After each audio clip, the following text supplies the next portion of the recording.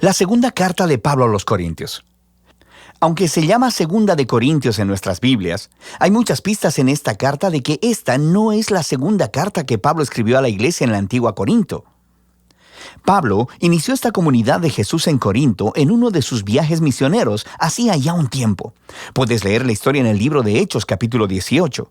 Y después de continuar con su camino, Pablo recibió un reporte de que las cosas no estaban bien en esa iglesia. Así que él escribió la carta que conocemos como Primera de Corintios para corregir estos problemas, y parece que muchos en la iglesia rechazaron la enseñanza de Pablo en esa carta y se rebelaron contra su autoridad. De manera que en esta carta aprendemos que Pablo había dado seguimiento a este asunto en persona, con lo que él llama una visita dolorosa, y después de esta envió una carta que nos dice fue escrita con angustia y lágrimas. Entonces, después de todas estas medidas, la mayoría de los corintios, no todos, se dieron cuenta de su arrogancia y le pidieron perdón a Pablo. Querían reconciliarse. Así que Pablo escribió esta carta para confirmarles su amor y compromiso. La carta fue diseñada con 3 secciones principales, cada una tratando un tema distinto. De manera que Pablo primero aborda su reconciliación con los corintios. Después, en los capítulos 8 y 9, trata el tema de la generosidad olvidada, y en los últimos capítulos, Pablo reta a los corintios que todavía lo rechazan. Profundicemos un poco y verás cómo se integra todo esto. Entonces, Pablo empieza agradeciendo al Dios de toda misericordia y consolación, quien le trajo paz y ánimo a él y a los corintios durante este tiempo de división y disputa. Él reconoce que las cosas han estado tensas desde su dolorosa visita y deja claro que los ha perdonado. Él quiere una relación abierta y honesta. Pero, en primer lugar, ¿por qué habían rechazado a Pablo? Bueno, más adelante en la carta descubrimos que los corintios habían menospreciado a Pablo como líder. Él era pobre, ganaba un minúsculo salario a través del trabajo manual, estaba en constante persecución y sufrimiento, frecuentemente no tenía hogar y, para colmo, no era un orador muy impresionante. Así que, una vez que los corintios fueron expuestos a otros líderes cristianos más prósperos e impresionantes, empezaron a pensar menos de Pablo. De hecho, estaban avergonzados de él. Entonces Pablo primeramente responde mostrándoles que su exaltación de estos líderes, simplemente por su riqueza y elocuencia, es una traición a Jesús. Muestra un sistema de valores completamente distorsionado. El verdadero liderazgo cristiano, dice Pablo, no se trata del estatus o de la autopromoción. Pablo muestra cómo él y los otros apóstoles son esclavos cautivos del Rey Jesús, quien les está guiando en un desfile triunfal. El trabajo de Pablo no es ser impresionante, sino apuntar hacia la persona que sí lo es, Jesús. Él, entonces, hace alusión a una reciente demanda de los corintios de que les proveyera algunas cartas de recomendación para comprobar su autoridad y sus credenciales. Y esto le parece ridículo a Pablo. Su iglesia ni siquiera existiría si él no lo hubiera empezado. Y entonces les dice que ellos mismos son su prueba de liderazgo genuino. Ellos son su carta de recomendación. De manera brillante, cita a los profetas Jeremías y Ezequiel, diciendo que el Espíritu de Dios ha escrito su carta de recomendación en los corazones de ellos, como su pueblo del nuevo pacto. Los corintios no deberían necesitar más pruebas que esa. La mención del nuevo pacto lleva a Pablo a una larga comparación entre el antiguo pacto entre Dios e Israel mediado por Moisés y el nuevo pacto entre Dios y los corintios, mediado por Jesús y el Espíritu Santo. El antiguo pacto, hecho en el monte Sinaí, fue verdaderamente glorioso. Hizo que Moisés mismo resplandeciera con la gloria de Dios. Pero esa gloria eventualmente se desvaneció, sin mencionar el hecho de que las leyes de ese pacto fueron ineficaces en transformar verdaderamente a Israel. Pero el nuevo pacto, en comparación, es todavía más glorioso, porque el Jesús resucitado es la mismísima gloria de Dios y vive para siempre, y es su Espíritu el que ahora está transformando a su pueblo para ser más fiel, como Jesús mismo. Ahora, todo esto suena genial. Quiero decir, ¿quién no querría participar de la gloria de Dios mismo? Pero Pablo continúa mostrándoles cómo la paradoja de la cruz pone al revés las ideas de los corintios sobre la gloria y el éxito. Después de todo, la exaltación gloriosa de Jesús como Rey tuvo lugar a través de su sufrimiento, ejecución y muerte.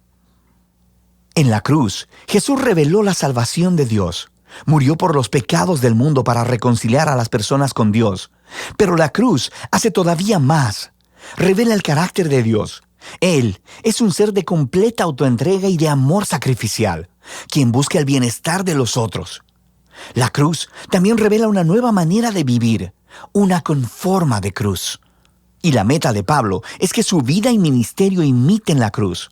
Así que aunque su carrera apostólica ha estado marcada por la humildad, el sufrimiento y la pobreza, todo fue para servir a los corintios. Cuando ellos desaprueban la pobreza y el sufrimiento de Pablo, también desaprueban a Jesús. La manera de vivir y de liderar de Pablo es en realidad la prueba de que él representa auténticamente al Jesús crucificado y resucitado. Pablo realmente quiere reconciliarse con los corintios, pero no va a permitir que esto se realice hasta que ellos hayan sido transformados y abracen esta paradoja de cabeza de la cruz. Después de esta apelación apasionada, Pablo continúa tratando el tema de la generosidad olvidada. Los cristianos judíos en Jerusalén habían caído en la pobreza a causa de una hambruna, y Pablo estaba reuniendo dinero para ellos de entre las nuevas iglesias que había fundado, formadas principalmente por no judíos. Todos enviaron un regalo de consuelo como símbolo de su unidad en Jesús el Mesías. Y así, muchas de sus iglesias estaban muy contentas de dar, pero los corintios, en medio de todo este conflicto con Pablo, no habían ahorrado para dicho regalo. Y para Pablo, esto no se trata solo de dinero. Es otro signo de que los corintios no han sido transformados por el Evangelio de Jesús, que es en su centro una historia de generosidad.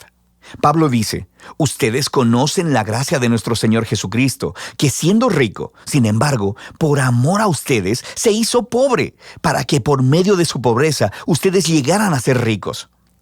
Él les está contando la historia del Evangelio a través de metáforas financieras. Jesús entregó su glorioso honor o riqueza y se humilló para morir como un esclavo pobre, para que otras personas que eran pobres por el pecado y la muerte pudieran ser exaltadas y convertirse en ricas a través de la riqueza de la gracia de Dios. Ser cristiano es dejar que esta historia eche raíces en tu mente y tu corazón, transformándote en alguien que es más generoso, más dispuesto a compartir su vida y sus recursos para ayudar a otros. En la sección final de la carta, Pablo se enfoca en una fuente principal de su conflicto con los corintios. Ese grupo de líderes impresionantes a quienes él sarcásticamente llama superapóstoles. Ellos llegaron a Corinto promocionándose a ellos mismos y hablando mal de Pablo, diciendo que era un líder pobre y sin éxito. Arriesgándose a sonar como si se autopromocionara, Pablo les dice, ¿estos tipos quieren realmente comparar credenciales? Él podría sobrepasarles a todos ellos. ¿Son judíos expertos en la Biblia? Bueno, también Pablo. Él era también un fariseo. Se había memorizado toda la Biblia. ¿Quieren hablar de su conocimiento superior acerca de Jesús? Pablo ha visto y ha estado con Jesús resucitado. Incluso ha tenido visiones del trono celestial de Jesús. Pero lo más importante, Pablo ha dedicado su vida entera a la misión de Jesús. Ha sacrificado su comodidad y su estabilidad y nunca le pidió dinero a los corintios. A diferencia de los superapóstoles, quienes cobraban mucho, pero Pablo se ganaba su propio salario. Pablo dice que se niega a presumir de estos logros, porque estas no son cosas realmente importantes para el cristiano. En lugar de eso, él presumirá de lo imperfecto y débil que es, porque es en esas insuficiencias que él descubre el amor y la misericordia de Jesús. O como Jesús una vez le dijo a Pablo, mi gracia es suficiente para ti, mi poder se perfecciona en la debilidad. Pablo concluye la carta con una sobreadvertencia a los corintios sobre su necesidad de examinarse.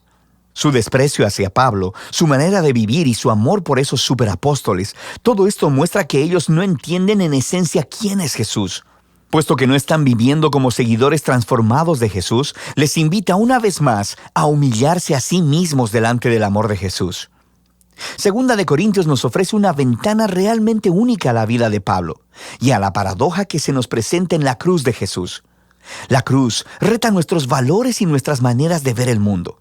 Nosotros valoramos nuestro éxito, educación y riqueza, pero Dios valora la humildad y la debilidad, porque su amor y poder se dieron a conocer a través del sufrimiento, la muerte y la resurrección de Jesús.